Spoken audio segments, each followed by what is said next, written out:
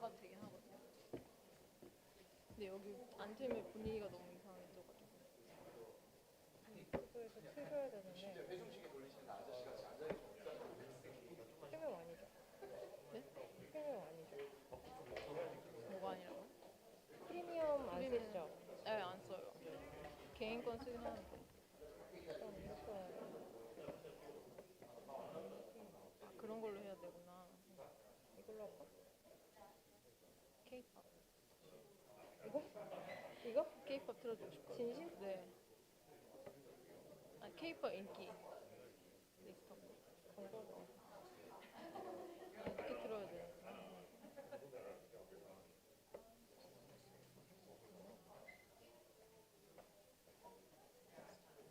인기 차트?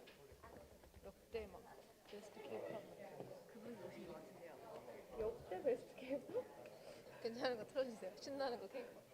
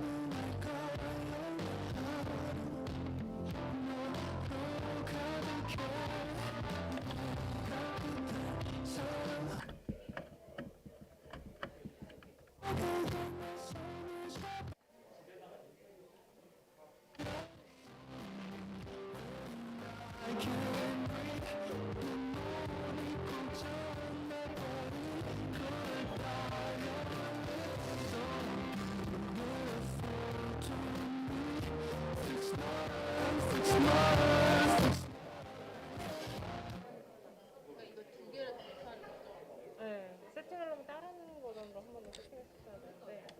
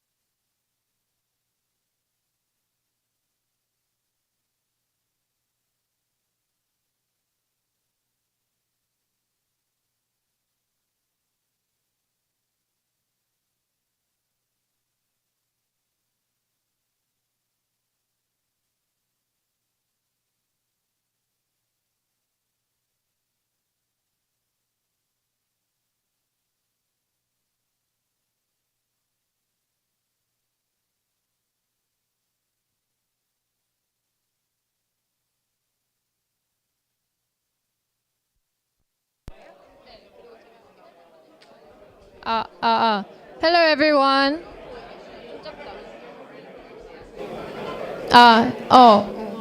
죄송해요. Hello. Thank you for coming. So we're gonna have AMA session with Kevin right now. So if you have any questions, you can just fire away. And and then just want to say a few things. Thank you to Credit Send, where's Owen, and the Credit Send team. Owen? Oh yeah, right there. All the nice food and drinks that you're having right now is sponsored by Credit Send. So shout out to them. Thank you. And the space is Uprise and it's sponsored by Haybit. So thank you to them as well. So Kevin, please welcome Kevin, guys. Do I have to stand somewhere specific? Maybe. If I move, let's see if the camera. Yeah. Oh, they're gonna follow me. All right. Cool. I didn't do like a speech, so you guys have to ask good questions. But I'm happy to talk about. First of all, Angela. Let's clap it up for Angela for setting this up. She's the one that reached out. You guys can all clap. Yeah. Yeah. So this is pretty insane. Like so. We keep showing up in these various countries, cities, and we just be like, hey, we got this DeGods thing or Utes thing or Dust thing. And people come out, and it's kind of insane. And so Frank's in Singapore, and he's the same thing. He's like, hey, I'm going to be in Singapore, and he was in Japan last week, and just holders come out, and people hang. And so for us, it's just insane that we get to, like, connect with all of you. And for us, the most impressive thing is that every time we meet people, we're like, oh, I've met you on the internet or I haven't. We just meet cool people. And it's like cool people that are doing cool things from like all different kinds of walks of life, right? Either working in crypto, came from Web 2, doing games, owning clubs. We had this kind of epiphany. I was like 2 months ago. We were having a team offsite in LA. So most of the team, we have a house in Santa Monica where the team works out of. We call it Frank's basement. We were like, we're having an offsite for the whole week. And we're like, hey, we've been here grinding for like 4 days, like, every day for 20 hours, we're connected. But it was that moment where it was like, we should just start having more of these events. And so we started creating locations and clubs and like really pushing towards like holders to throw events and connect. And now whenever we go somewhere, we're like, let's have an event. Let's just get a bunch of people together. And so going to Miami in 2 days, we're going to throw some parties in Miami. So if anybody happens to be flying to Miami this weekend, come out and hang out with us. But I think that sort of magic is what you all, sort of give us inspiration every day to wake up. And I always talk about like when we had a lot of opportunity to raise a bunch of money for DeGods and Utes and we didn't, right? And we said, no, Frank's like, no, we have to work for the holders. And so we never raised money on the DeGods and Utes art. Like the whole NFT project is just, it's a closely held company. And I think that holders or the community could go and sweep those, or a company or somebody, and basically then vote to upgrade that trait and say, now the yellow bucket hat is going to turn into the propeller thing, or they're going to put their brand on it. And so the cool thing is it kind of like not sustainable and too small, or if there was too many, there was too many people in the club. And so the idea of the 400 made it really clean for these crisp sort of clubs. So to Josh's question, what clubs am I excited about? And this is an interesting answer. I'm actually excited about the ones that are like working with traits that are undervalued, because I think what's going to happen, and again, talking to companies this week and connecting, we're starting to see this, and Frank had a really cool idea, is that a lot of companies and a lot of like people that are working in crypto own NFTs, right? Like how many of you own an NFT? A lot of hands, almost all of them. And so the idea is that what we found is people working in crypto actually talk about NFTs a lot. And so if they own a bunch of Utes or they own a bunch of DeGods, they're constant, hey, what's the news? What happened? Oh, I saw this. Frank said that. Oh, but can you believe he did this? Or whatever. The idea is that now companies can go and say, hey, we're going to buy a trait or like buy out a club for our company, and now our company can actually have that trait, and they can brand their company, and we think of it as marketing. And so we're starting to see interest in that already. And so what I'm personally excited about is watching, and Phantom the wallet, so on Solana did this. They went and bought and swept the floor of the mullet trait. And so they own a big percentage of the mullets. And so whenever like they release something, people that own the mullets kind of celebrate Phantom because that's kind of their like, you know, their holder of choice. So I'm pretty excited about the basically floor traits, because what's going to happen is those are going to become like outsized owned by the community to start to sweep them. They're going to run a vote. They're going to upgrade the trait. And so once we announce that, I announced it that we're doing it, but once we announce that that's allowed, we're going to start to see this sort of churning of traits and then clubs getting created. The other thing is we didn't limit the clubs. And so multiple people can create a club with the same trait and again, let those clubs compete. And so we think that's pretty cool. And again, it'll create an interesting sort of both game dynamic, but it's just more fun, right? Because there's no reason that you should create exclusiveness in that sense. Question. Start with your name and what do you do? So my name is Victor, and I run a few e-commerce and informational products businesses. I had a question. What's the strategy or the philosophy behind all those different type of glasses that are inspired by different artworks and stuff? Yeah, so that's a good question. What is the strategy behind all the glasses? And so the idea was, you know, when we started, you know, you have the typical stuff, you do like eyes or whatever, and then the glasses, Johnny and Graham, the artist, and Scum and Pencils started to sketch out like different eye traits and things like that. And you have like eyes open, eyes sleepy, and like that wasn't as interesting as like, well, hey, like, you know, and the guys in the house, they're pretty young and they're pretty fashionable and they're beautiful. I always like, oh, I'm just this old guy hangs out with them, but they're always wearing cool glasses. Sometimes clear ones, sometimes, and they're, you know, they're not because they're seeing them, they're just because they're like fashionable. And so this idea for like people wear glasses for fashion sort of came out. And so we started thinking like, hey, what are the different kinds of them? And so they sketched out 20, 30, 40 different versions. There's a bunch of Post-its in the house on one of the walls with all the different glasses, and then sort of decided to pick out ones that just really felt the best. And what made it work in some sense is that Utes is very deliberately like reductionist in the color sense, right? Like you don't want to overly run with multiple colors. And so the glasses made it nice because you could put 2, 3, 4, 5 colors and it was just a small focused area. And what you see is a lot of the Utes, even though there's a colored glasses, there's only 1 or 2 other colors in the PFP. And that allows those glasses to pop, or the glasses to set back and the hat to pop or the shirt to pop. And so the idea of the glasses was sort of to create a trait that allowed it to sort of blend in with the PFP when necessary, but also become the showcase. Like if you have the nouns trait, right, where it's like these very bright square glasses, those always stand out regardless of what the other traits are. And so the idea was just to create something that was appealing.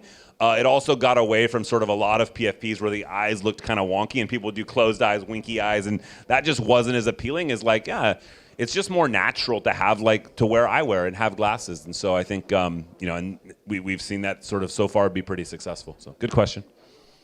Yeah. What's your name and what are you working on? Hi, my name is Jaewon, and I'm a Web3 builder, Web3 marketer. I have a question.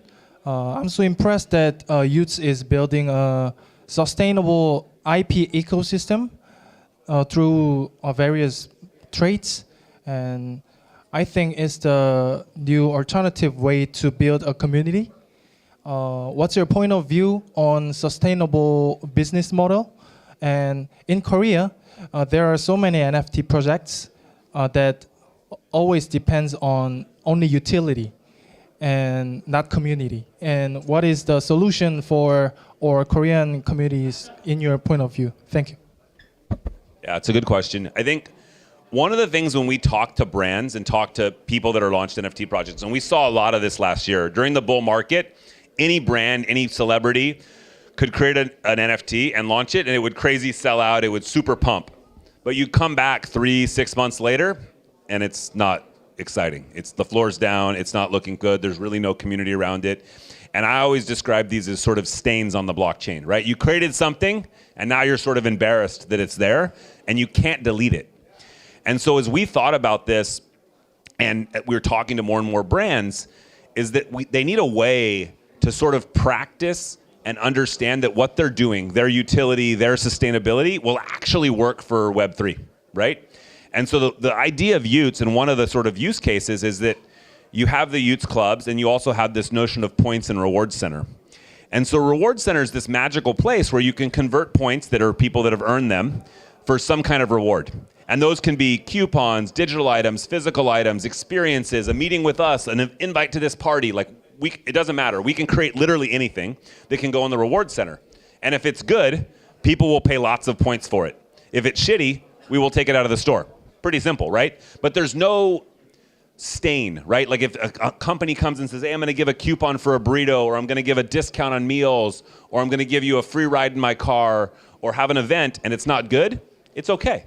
And so the idea of using the reward center to sort of test utility allows a safe way to do that with a community that's very strong. The Utes community is relatively strong, a lot of participants, a lot of activity. And so the idea of being able to test that without seeing if you have to leave something. And then you say, okay, well, I've got the utility working in a reward center.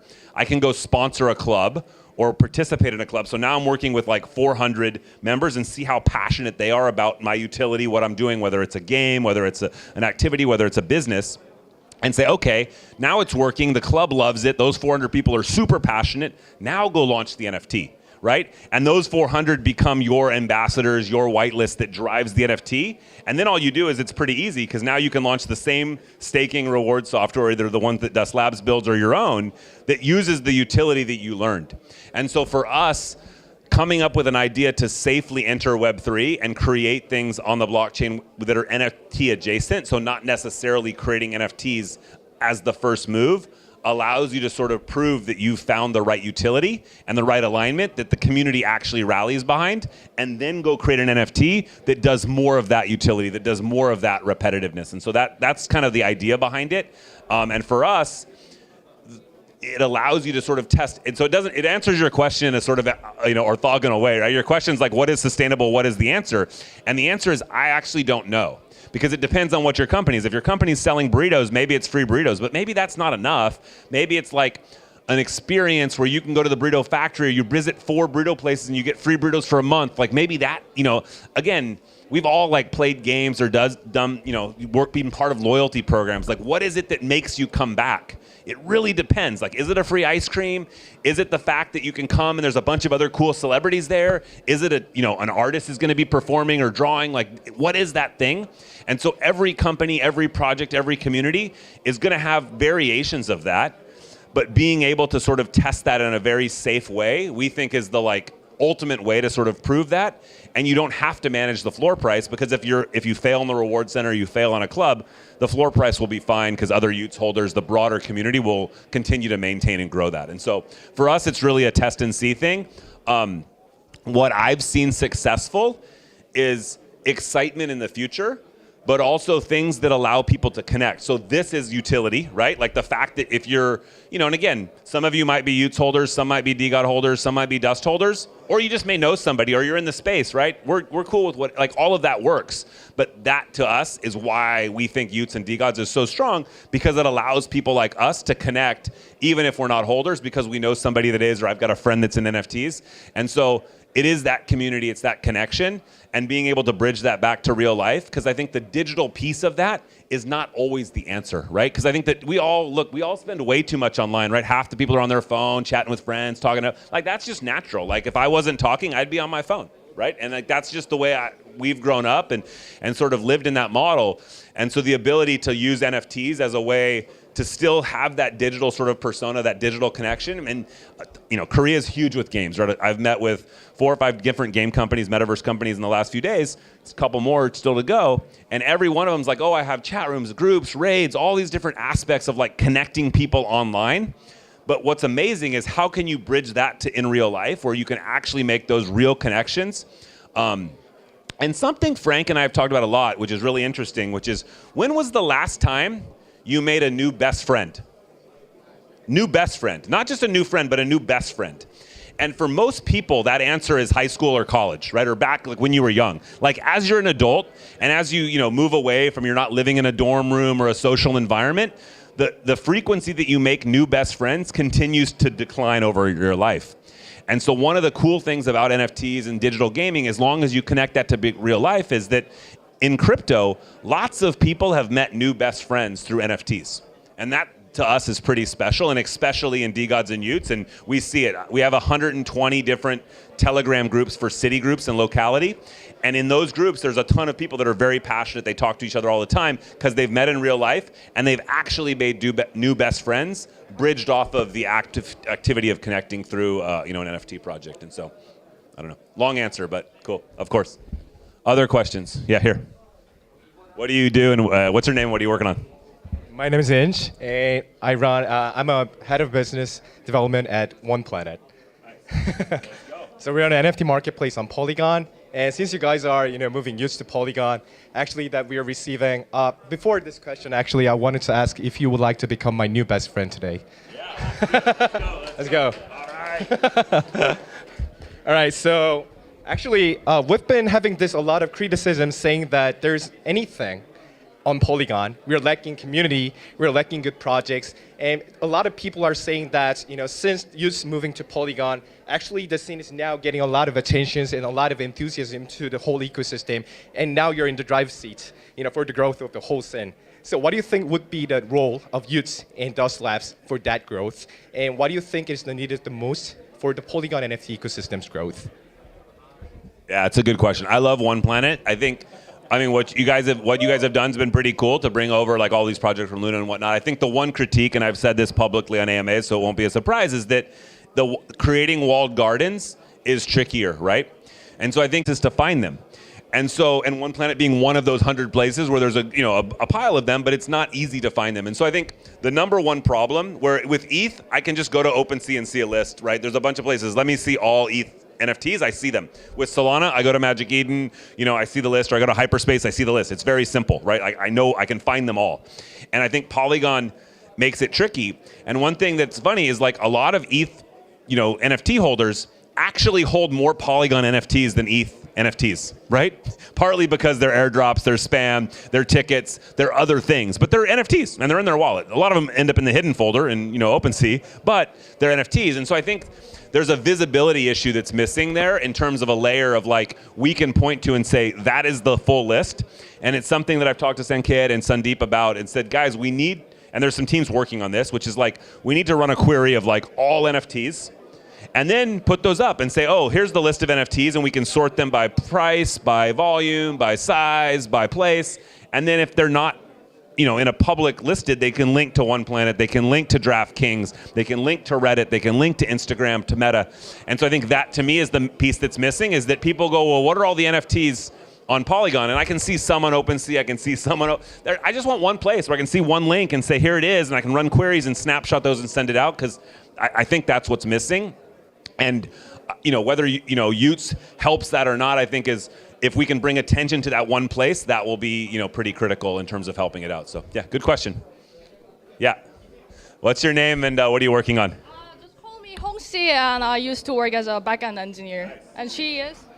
Yeah, I'm Chihuahua. And work as a marketer. Yeah, I'm service marketer. And to change the mood, we'll just speak in Korean briefly. 그러니까. And first question. 그래서 케빈 트위터 이제 고정 메시지 보면은 스레드가 있거든요. 이제 거기 보면은 좀 재밌는 얘기가 있는데, 어렸을 때 케빈이 돼지 농장을 하면서 그 집안이 이제 돼지 100마리를 키웠대요. 근데 이제 케빈의 역할은 이제 비가 오나 눈이 오나 그 돼지들한테 이제 밥을 줘야 된다. 아무리 밖에 폭풍우가 쳐도 이제 밥을 주지 않으면 돼지가 죽기 때문에 이제 그렇게 이제 케빈이 썼던 말을 Feed the pig라고 했던 건데 저는 되게 감명을 받았어요. 이제 그 얘기를 한 이유가 이제 베어마켓에서 이제 NFT 프로젝트들이 이제 가져야 할 마음가짐에 대해서 얘기를 한 것 같은데, 이제 제가 여기서 궁금한 거는 이제 베어마켓에서 NFT 프로젝트가 Feed the pig를 할 수 있는 그런 몇 가지 요소가 있다고 하면 뭐라고 생각을 하는지를 궁금해서 약간 여쭤보게 됐어요. I think you will already notice what we are going to talk about. So from your Twitter thread, you mentioned that feed the pigs, and no matter whether it's cloudy or rainy, and you have to feed the pigs anyway, right? And if we adopt that thing regarding to NFT market in bear market especially, like what would be the pig the feed list? Like what should we want to know more, like Phyllis B. Awesome. Nice work. Thank you both. So yeah, Feed the Pigs was a thing I wrote on Twitter. We were flying back from Breakpoint this fall. And it was at the moment where we weren't sure if FTX was going to make it and what was going on. And literally we boarded the plane and we're like, oh, it looks like there's going to be a problem. And literally on the plane during the internet, we're like, oh, FTX is filing bankruptcy. They're going to go down. And we're like, oh, man, this is like really dark. And so I'm texting with the team and we're in Discord and we're chatting with people on Twitter. And for me, it reminded me of a thing in my childhood. So I grew up on a pig farm in California. And no matter what was happening, good, bad, or indifferent, you always had to feed the pigs twice a day, once in the morning and once at night. And so, like, you know, your dog get hit by a car, like super sad. We're all sad our dog died. And my dad would be like, go feed the fucking pigs. And like, you're like, oh shit. Like, and it didn't matter. Like, came back, we won a football championship. We're celebrating and partying. My dad's like, go feed the pigs, right? And like that notion of like, no matter good, bad, or indifferent happens, you have to go do your job, and people are depending on you. In this case, the pigs were depending on you to take care of them. And so for me, I've adopted that in work life. One of my past companies was an email company called Acompli, and we built a mobile app that did email, and it was getting acquired by Microsoft. It ended up becoming Outlook at Microsoft. And during that process, in like the last couple days of the acquisition, Microsoft sent us this crazy long list of legal things that we had to go check off in diligence. My co-founder was like, oh, I can't believe it. I thought we were all done. And I was like, no, we got to feed the pigs. Like, this is our job. We just got to go do it. And it reminds you, like, just do, your job. And so to the question, like thinking about how you apply that to NFTs, how do you apply that to crypto or the bear market? Like, if the market was good, you would do one thing. If the market was bad, you're doing another thing. But if you look out long enough, good, bad market, like you have a vision of where you're going. Like you want to achieve these goals, you want to achieve this build, you want to make this thing. And you wake up and the market's going down, you wake up and the market's going up. It shouldn't matter if you're like thinking about this 5, 6, 10 years from now. And so the main thinking there is like, figure out where you want to be in 5 and 10 years. Like, what is the long-term vision? And then every day make steps towards that long-term vision, irrespective if you have a good day, if you have a bad day, if you're happy, if you're sad.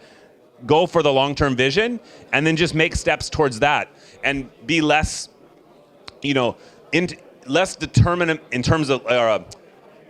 Be less focused on the moment of now, and be more focused on like that long-term future of like, what are you going to go do, and what is the next thing you need to do to get towards the long term. I need to build this thing, I need to launch this thing, I need to make this change, etc. So, cool. Good question. Of course, please.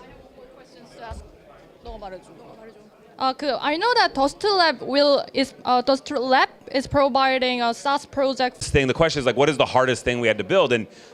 And inversely, the hardest thing is actually making it simple, right? Because it's really easy to find the answer and do something and make it complex. The hardest thing is to make it pleasing and simple, right? So like you think of the Utes Mint, where you take a tube and you burn it, and then you have this thing come down with the animation and it plays a song, if you've ever seen that.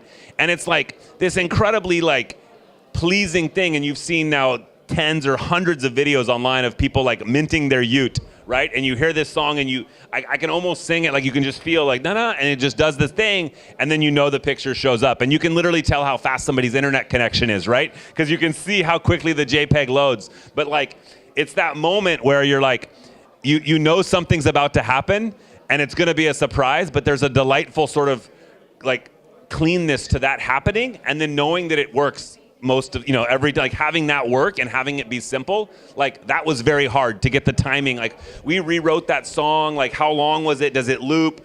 Is it 14 seconds or 7? Did you do 7 twice or 14? Does it keep playing or does it stop? Like those kind of things we spent hours and days on debating, like how fast does the paint come down on a phone, on a laptop, on like a fast connection, on a slow connection? Does it load first? And all those kind of things we spent a ton of time on, right? And if you think about it, it's weird because everybody's like, oh, it's the smart contract or the Rust or some like really hard technical things, and those are hard.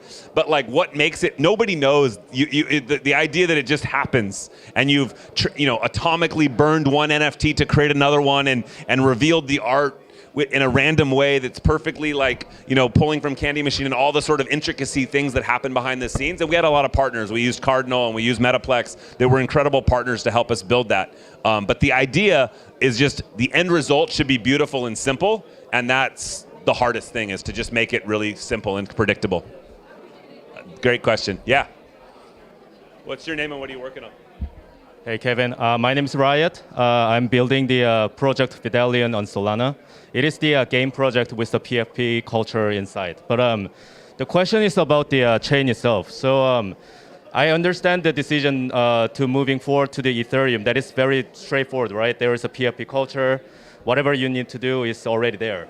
The answer is pretty much already there, right? But for Polygon, we were also considering the Polygon chain in some point, but we decided not to do it because there was no PFP culture. So my question is, when there is no PFP culture in Polygon, and now it is almost sounds like a youth duty to build a new culture over there. So how do you feel about it? Like, how are you going to strategize to make other projects to join and then make an ecosystem there? Good question. So as people know, on Christmas Day, we announced that we were moving DeGods to ETH, mainnet, and then we were moving Utes to Polygon. And the question's like, how do we feel about that move? And maybe the second question behind that is, why did we do it? And I think the reason that we did it was that we knew that the goal for Utes was to grow outside of Web3 and to grow out of NFTs and to connect with businesses, with games, with lots of marketing partners, with lots of companies and things like that. And for us, we, again, from first principles, looked at all of the chains. We knew it. We wanted to price in ETH. We wanted to be EVM compatible. And Polygon had done an incredible job over the last year building a lot of partnerships, and we felt that that would be a great place to get our start. I think the second piece is that the lack of PFP culture, and I think you could look at that as a hurdle or an impediment. And Frank and I are both big believers in like Stoic and sort of this idea that the obstacle is the way, is like you do hard things because they're hard, and if you can achieve that, that will generally lead to outcomes that are outsized and large and positive. And so the idea is saying like, look, when DeGods launched on Solana, you could make the argument that Solana was also not a super vibrant. There was NFTs, their DAA had just launched and it was kind of getting excited, but it was nowhere near the sort of popularity that Solana is today with PFP projects and arguably a clear number 2, right, behind Ethereum. And so I think for us, moving to Polygon and having the opportunity to sort of prove that we can sort of help foster and build that environment, and knowing that we explicitly are not going in alone. And while we think of that as like an opportunity for Utes, we don't think of it as a challenge. We think of it as an opportunity for us to find other projects that are already there, to encourage and launch new projects, but also sort of build and sort of show the way of like, what does it look like to have a strong community on a blockchain? And I think in the limit, as we think farther out, like none of you think about the games and the apps in your pocket, whether they work on Amazon or Google or Microsoft or what cloud provider or what country the servers are in. You don't even know. You just use the app. And I think for Web3 to be successful and crypto and NFT to be successful, we will need to reach that same point where the chains are special purpose. There's reasons to use Google Cloud if you're really into certain things that they need. There's reasons to use Amazon. There's reasons to use Microsoft. But the end user, the sort of broader, like less technical user of the space shouldn't care what database you use. Why do you use Postgres versus MySQL? Or why do you use Oracle or something like that? So good question. Yeah, cool. Yeah. I can ask. My name's Sebastian. On the internet, I'm known as Kobe Plays. So about myself, I'm a 17-year-old developer, entrepreneur, and fanatic of the Web3 space. And I wanted to ask you, how does the process of updating the trait of your club look like? Thanks, Kobe. We've talked on Spaces, so just amazing how young you are, killing it already. As you think about the upgrading the trait, if you think about, when we generated the traits, there's just a script, right? That the hardest part of the script was to get the rarity correct and equal across that. So perfect distribution, no doubles, no repeats. There's not a single Ute that matches. There's actually a few DeGods that people that do match, right? Because of the way that the randomness came out, it wasn't, even though it's random, there were still ones that where the traits are identical. And so it was very tricky. It actually ended up being a small number of Python code that one of our engineers worked on. He's incredible. And but now that we have that metadata file, the trait won't change. So you're still going to have a bucket hat, you're still going to have a baseball cap, and you're literally just going to replace that image file. So you're going to take a new vector image file and just regenerate the fonts, whatever. They're going to basically say, hey, I'm taking over this trait. They will be able to provide a replacement trait of their choice. So if you can't change the trait. So if it's a baseball cap, it's got to stay a baseball cap. But you can change the color, put a logo on it, type of thing. And in that case, if it's a brand or a company sponsoring the club, the trait will be optional. So the holder is allowed to determine if they want to, like, hey, I want the baseball cap with, you know, a given company's logo on it. You can make that choice. Now, the company can provide incentives and other things and saying, hey, if these people update their trait, they get something. That's one way. The second way is for the club themselves to actually... All of us said yes, it would still be a no, because we don't have like more than 400, more than a half.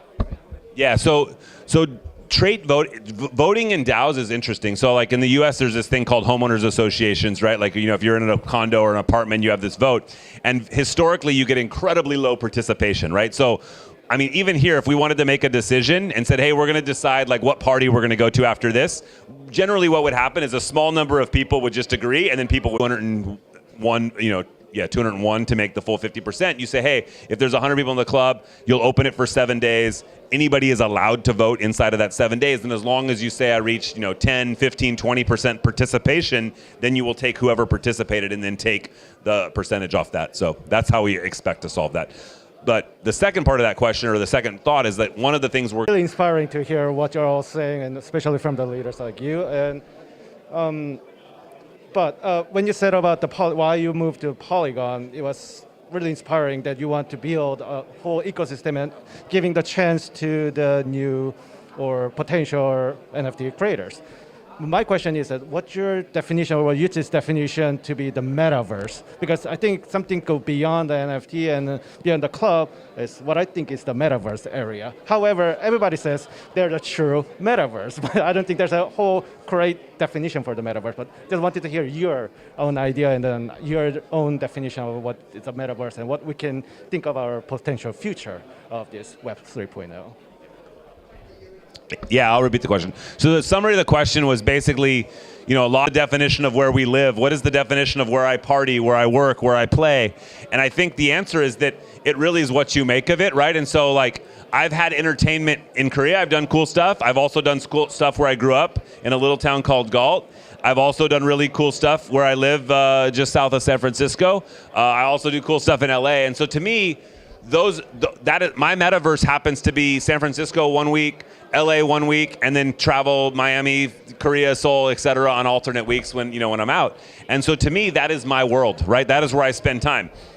Don't spend a lot of time in Antarctica, have not been to South Africa in 15 years. But, those were areas that I'd visited in the past. And so like, now if I started to go there for work reasons or personal reasons, I think my world would re-expand to there. And so for me, it's really where you spend time, right? And so if you think of it, I have a young daughter, and we use screen time on the phone to sort of understand like what games or where she's at, and saying, hey, you're able to spend time in YouTube for a couple hours, but the rest of the time you better be doing homework or getting something done. And so I think of the metaverse as the same way, right? And so I think the beauty of that is that when people decide to go have entertainment, to go spend time, just like restaurants, right? I walked from the hotel, took about an hour, long blocks up, but like probably walked by at least 50, probably maybe 100 restaurants if you include the space, right? So like, there's a lot of options, right? And so I think all of them are valid options. I'll probably never in my lifetime eat at all of them, but I've ate at several of them over this week, and we'll eat at a couple more over the next couple days. And so for me, the metaverse is really where you spend your time, just like where restaurants are where I eat. And those could be, some sparse population of where I live locally, or it could be random ones that I visited over time, could be where I get delivery from.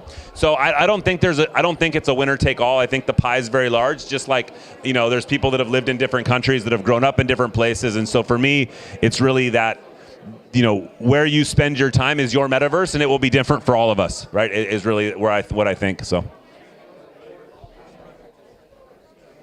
What's your name and what are you working on? Hey, how's it going? My name's Alex. I work on a project called the Go Tribe. So I know one of the things with DeGods and Utes has been disrupting the culture.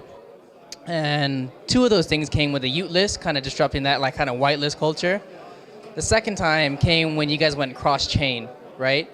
So I'm wondering, where do you think the next disruption will come from? If not from your team and your squad, in what area within Web3 do you think the disruption in culture will come from? And the second separate question is, when Cardano? The first question is like, where do we think disruption will come from, and what will be the next thing that changes? I think for the disruption piece, we're going to always try to change things. Like one of the most valuable things in a community, in an active community, is attention, right? And how do you get attention is you do things that other people aren't doing that are unique and different, right? Because if you're just doing the same thing, that becomes muted and the attention drifts, because it's like, unless I'm a very close friend, like I don't come by. But if you do something really interesting and you throw a unique experience or party at your house, yeah, I might come visit, right? And so the most simple thing is like, how do you create attention? And that is one of the most valuable things, is being able to create frequent spikes of high attention, right? And so when we build things, we work backwards from a tweet that's going to go viral, right? And so we start with like, this is the thing we want to say, and we want that to go viral, and we will spend weeks or months building to make that true, right? Which is like this, and if we're wrong and we can't get that to work, we'll scrap it and then change the tweet. But that is where we always start from, like a viral tweet, and then work backwards to build that specifically on the community. Now with the software, we try to reuse that. I'll get to follow up in a second.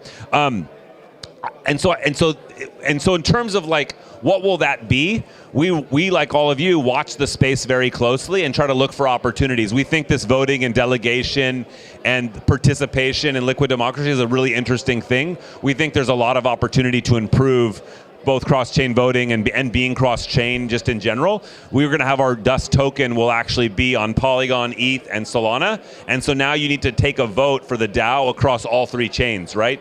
There's not a lot of tools out there to do that today well. There's individual tools on individual chains, but not across all three. And so we think that's an interesting opportunity to work on. And we think that will be a pretty viral moment. The second question on Cardano, I think for us, Dust Labs was always designed to be cross-chain, and so our view is that we want to be on all chains eventually, and it's really just a matter of time. And so I think for us, when we go to look for the next chain, so clearly we're working on Polygon and ETH, those are both EVM compatible, and then when those kind of get stable and solid, we'll start looking for another chain, and if Cardano's the top of the list based on there, we'll go. If it's Optimism or Arbitrum or something else, we'll do that. Aptos, Sui, there's a whole bunch out there. And so, I think I would say for the next 6 to 9, maybe 12, 15 months, like, Polygon and ETH are going to be a big part of our focus. We'll obviously continue to support Solana. We have 60 or 70% of our customers are on Solana today. And so that, again, so ask me next summer and I'll tell you, where we're going. Cool. As you said, like you always try to strive for a new popularity tweet to get more people, to get growth in the project. Is that the main reason you wanted to move from Solana to other chains? Because you basically had very little room to grow in the Solana space overall. Is that the leading reason for the... Yeah, so the question was, what was the reason for switching chains?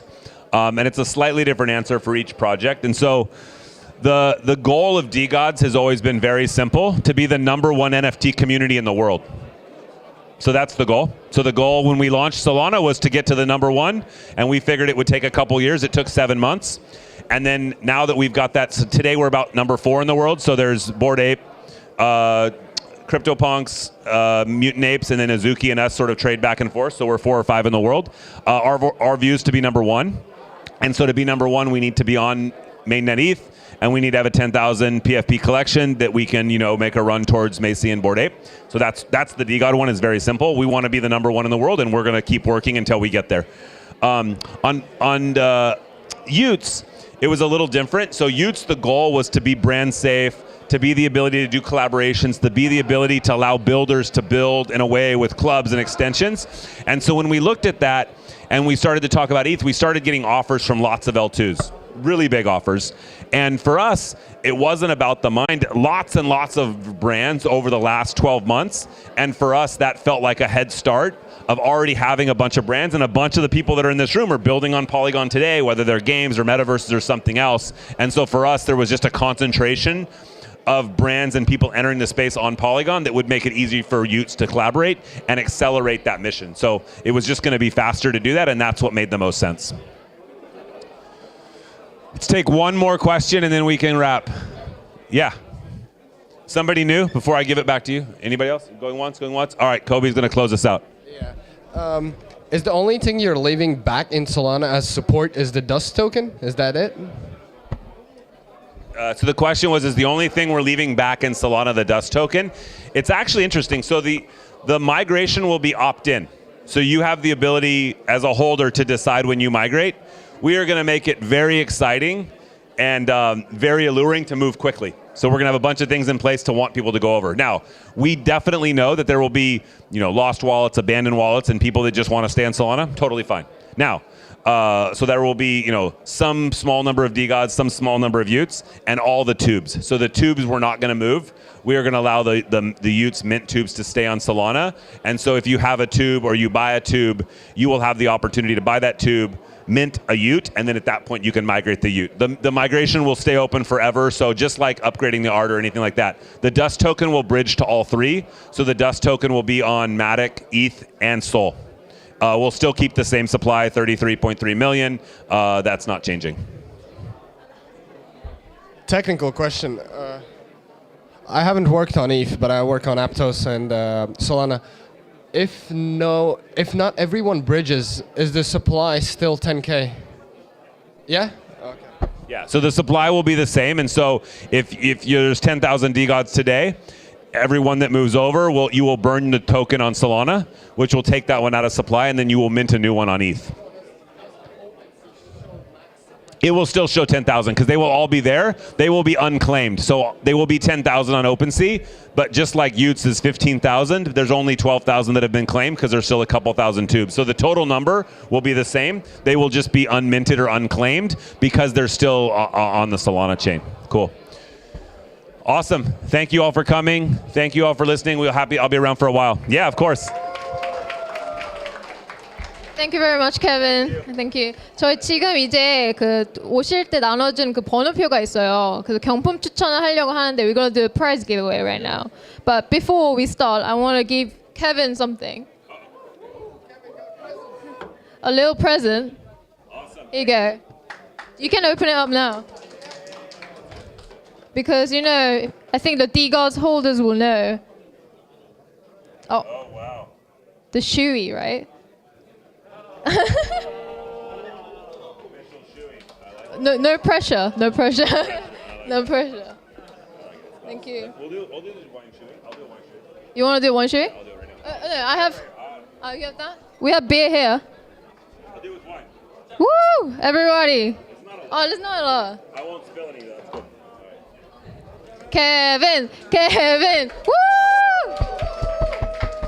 right. Traditionally we throw it down, but I'm not going to throw this down because it's glass. I don't want to clean it up. But thank you. Thank you. It's really good. Now we got to wash it out. And then we actually have another shoey. So do you want to maybe pick one? Yeah. But if I pick my own, that'll be the number, right? Yeah, chance of that happening is extreme. I hope so. How many? Just one, right? Oh, just one. What is it? 86? Oh, no, it's not. Or is it 98? Yeah, I don't know. 98번. No. 86, right? The biggest. No, because All right, it's she's a going to tear. just. Oh, the tears. All right. 86. Yeah. You call it. 86번이요. 86.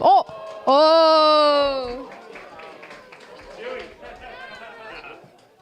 여기 있습니다. 축하드립니다. 네. Okay.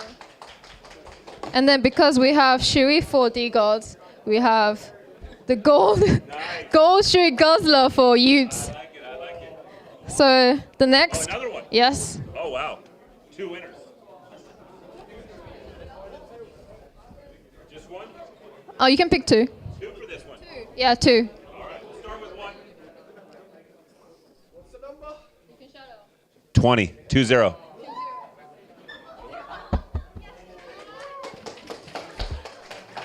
축하드립니다. 네.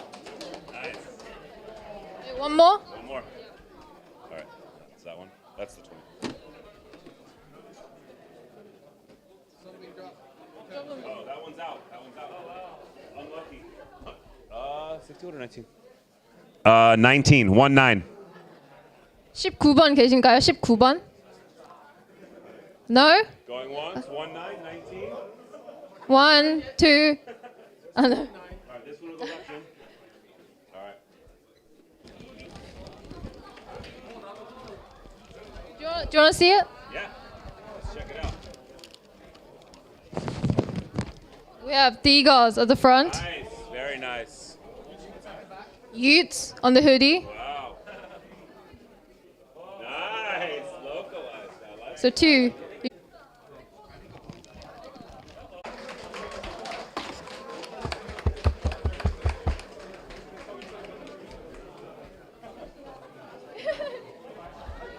Yeah. Nice.